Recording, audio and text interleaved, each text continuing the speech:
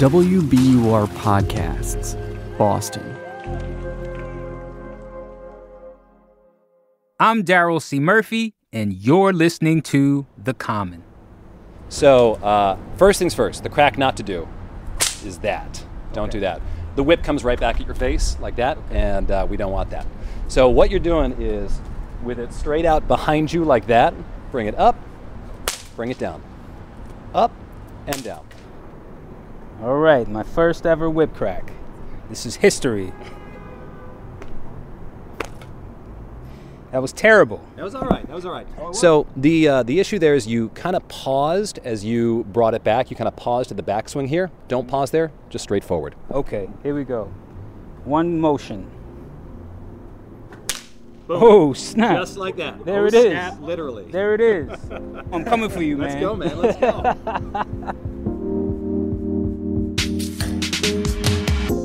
What you just heard was me learning how to crack a bullwhip on the roof of WBUR last summer. The other voice you heard coaching me was none other than Guinness World Record holder, professional circus performer, and for just a little while longer, WBUR midday host Jack Lepiarz, a.k.a. Jack Z Whipper. And he's here with me now.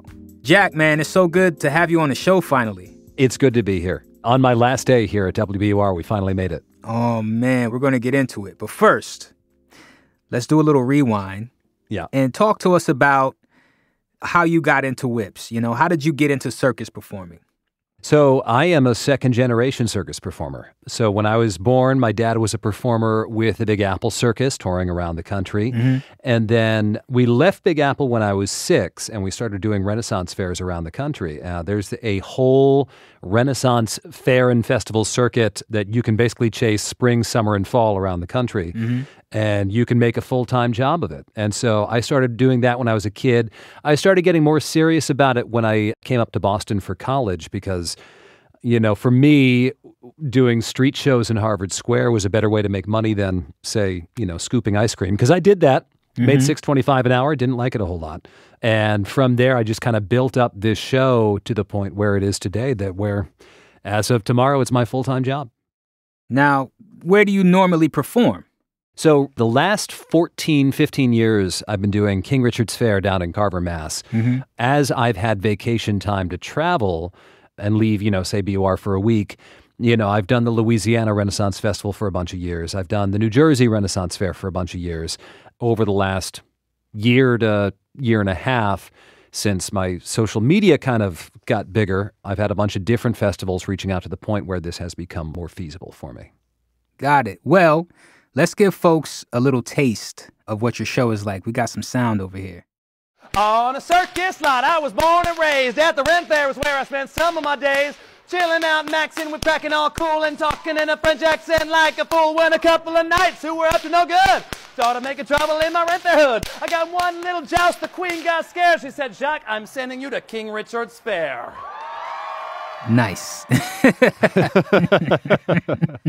Yeah, so my big thing that I do at the start of the show is I do what I call musical whipping. Mm-hmm. I have one or two prepared songs, and then I just turn it over to the audience, and I say, what do you guys want to hear? What do you want to hear me try and make a whip beat to and make up the lyrics on the fly? It's essentially crowd work, you know, like what any stand-up comedian would do, except I just add, you know, whips and improv lyrics on the fly. But that's sort of the first 5 to 10 minutes of my show, and then there's a whole scripted show beyond that. Right. Okay.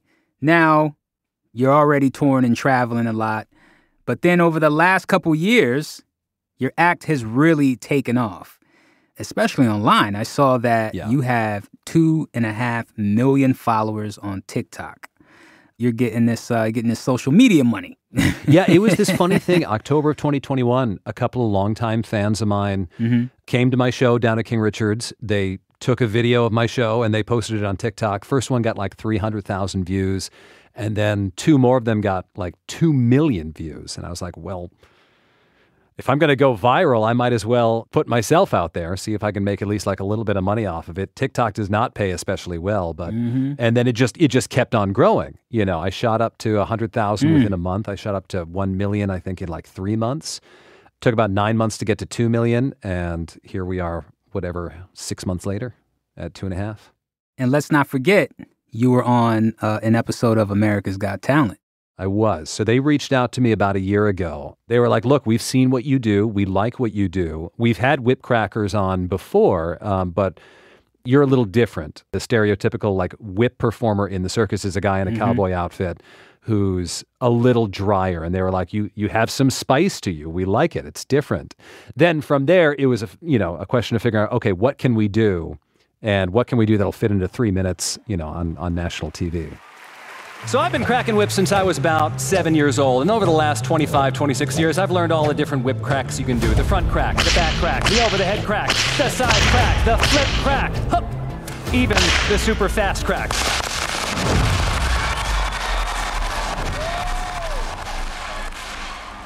We're going to take a quick break, but we'll be right back with more from Jack Z. Whipper.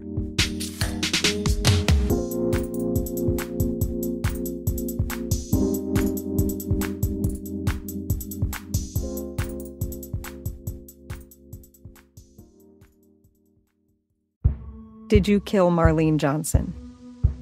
I think you're one of the first people to have actually asked.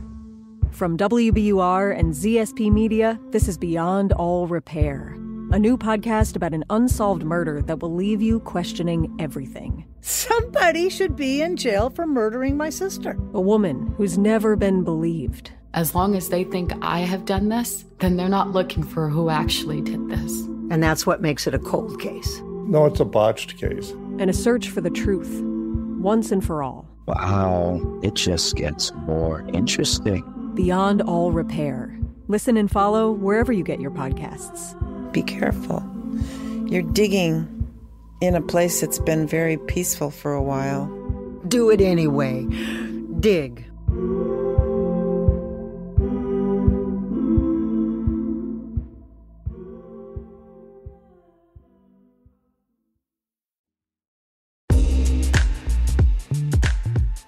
And we're back.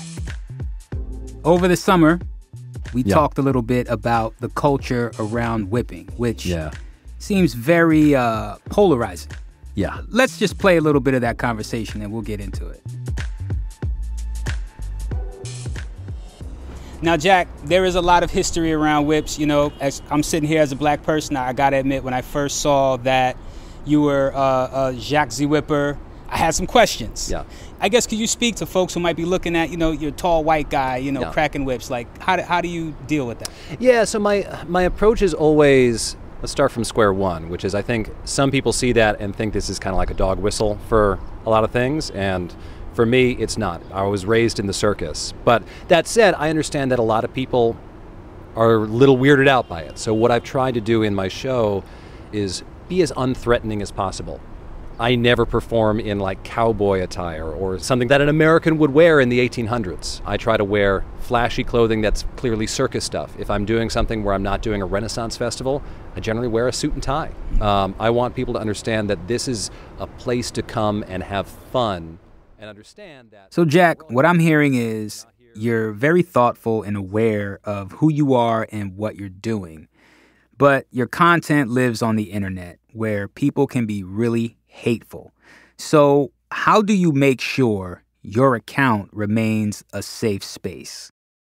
So what I've done on just about every social media platform is there are certain phrases, there are certain words, there are even certain emojis that I have set aside that if someone uses any of those terms, those phrases, those emojis, it is immediately flagged for review. It doesn't go to the public until I see it. I had a video about a month ago that really blew up. It got about 20 million on TikTok. And it was me cracking an Indonesian whip. So this right here, this is a brand new whip I just got from Indonesia. It's called a petchute. So in Indonesia, these are used for religious dance performances. It does not have the same kind of history that whips do here in the U.S. And I want to give this thing a shot.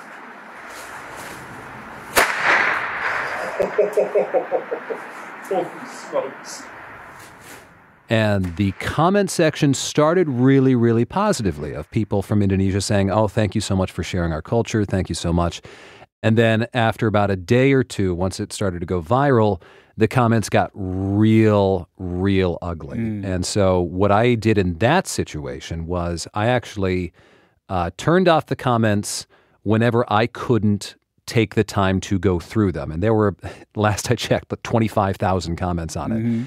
So it became, for a couple of days, just going through all these comments, finding anything that seemed problematic and just deleting it. And some of them weren't even, necessarily, they may not have been all that bad, but it was sort of like my alarm bells had gotten so heightened because of that video. I said, anything that's even close on this video, I'm just going to delete. I don't want to encourage that conversation.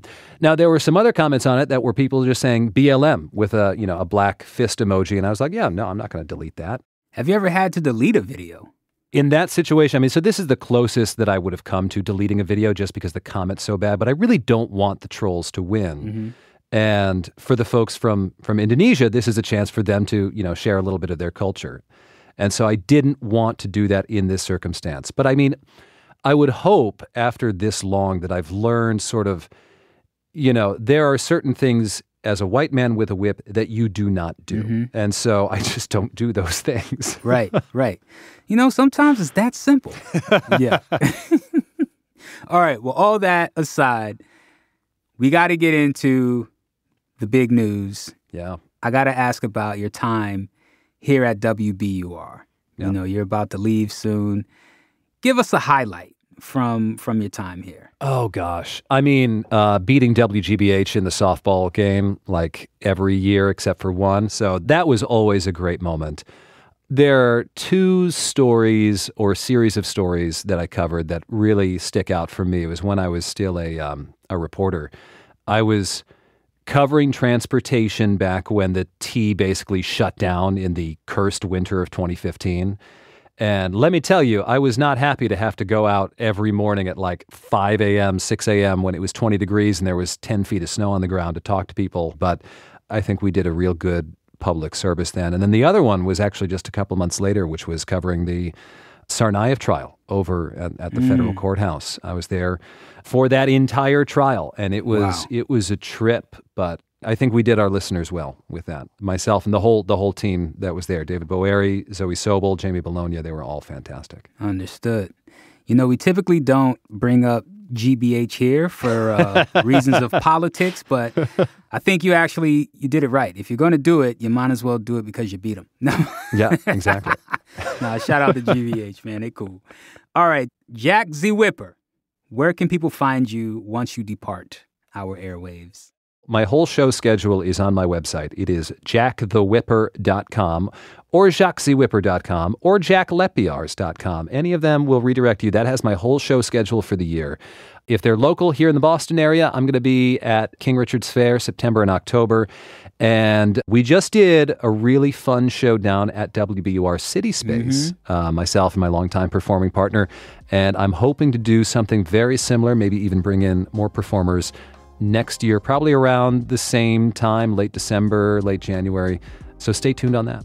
All right. Well, Jack, I got to say, it was a pleasure doing pledge drives with you. Yes, sir. And I wish you much success, man. You did it. You did the thing. You're out there living your dreams. So big shout to you, man. Thank you. Likewise, Daryl. That's WBUR Midday host and professional circus performer, Jack Lepiarz.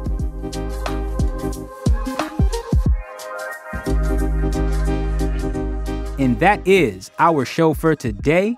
Make sure you hit us up on Instagram or Twitter at WBUR The Common, or send us an email at thecommon@wbur.org. I'm Daryl C. Murphy, and I'll talk to you tomorrow.